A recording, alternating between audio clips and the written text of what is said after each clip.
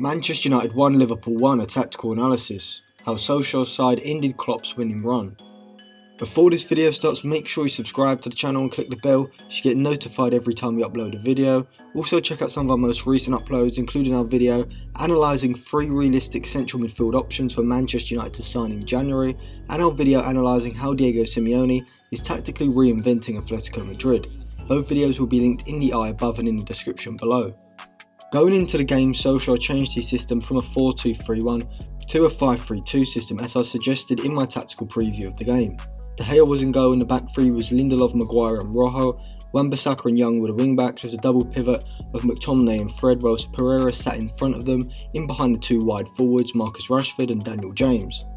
Klopp's side set up in a 4-3-3 with Alisson in goal, Alexander-Arnold and Robertson the fullbacks, wide of Van Dijk and Matip at centre-back.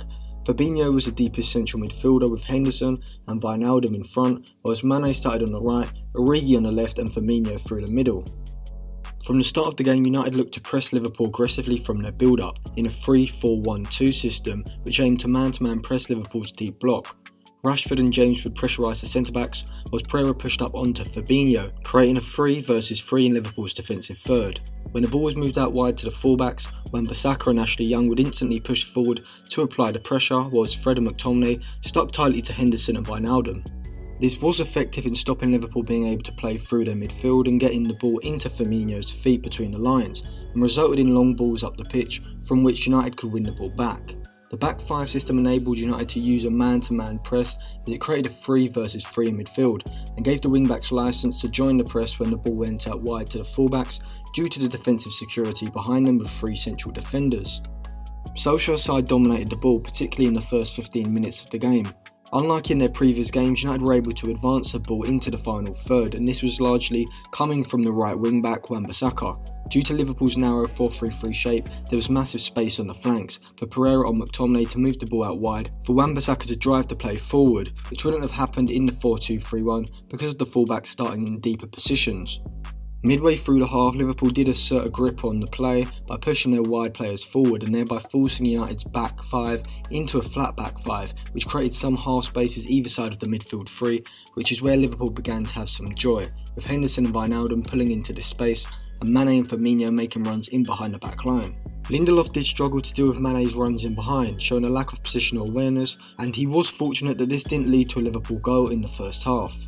Solskjaer did manage to identify Liverpool's defensive weakness, which was, as I stated in my tactical preview of the game, in behind Liverpool's fullbacks. With James and Rashford both playing as wide forwards, spinning off from central areas and making runs into the channels, both Robertson and Arnold were forced to sit deep, which gave Wan-Bissaka time and space when the ball was shifted out to the right side.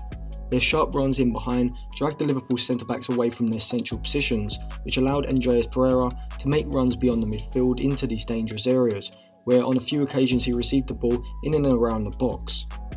This also allowed United to transition their attack quickly, and this is where their goal came from.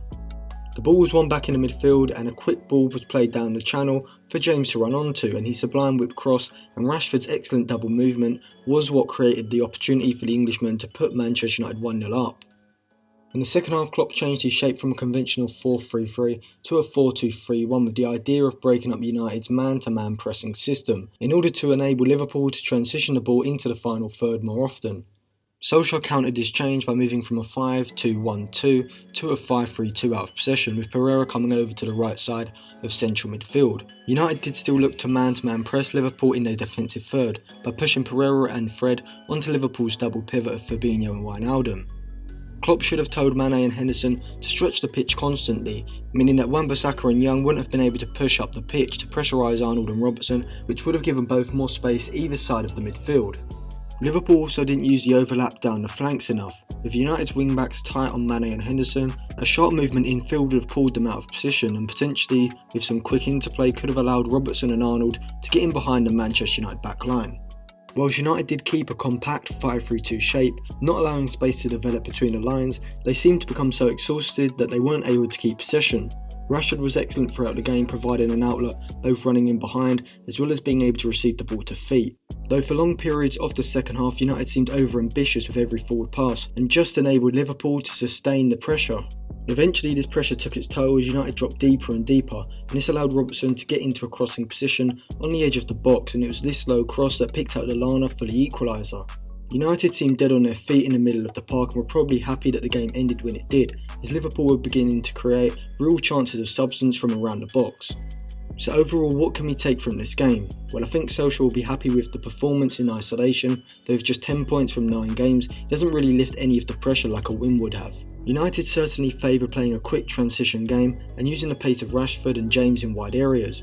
But the reality is that they won't and haven't been able to play this sort of game against the so-called lesser sides who sit deep and compact and negate this sort of space from being created.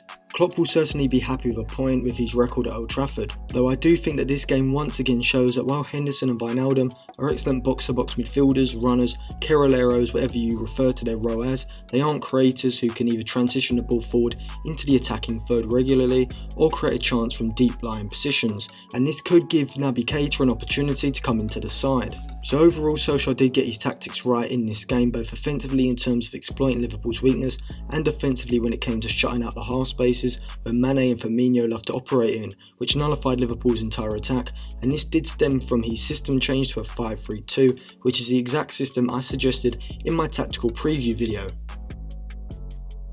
Thank you for watching, remember to like and share the video if you enjoyed it, and subscribe to the channel for more videos like this.